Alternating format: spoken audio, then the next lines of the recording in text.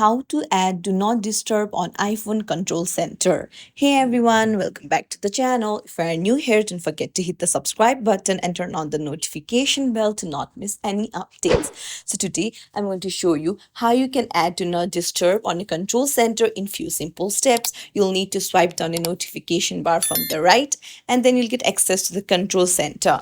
Now to add something, you'll have to long press on a blank space anywhere and then you can see add a control option pop up on the bottom. Tap on it and once you tap on it, search for focus mode. So you can even tap on the search bar and then search for focus and tap on it, and that's it. Tap on any blank space again and there you go. Do not disturb mode has been added on the control center. It's as simple as that. If you found this tutorial helpful, don't forget to like and subscribe to our channel for more tips and tricks.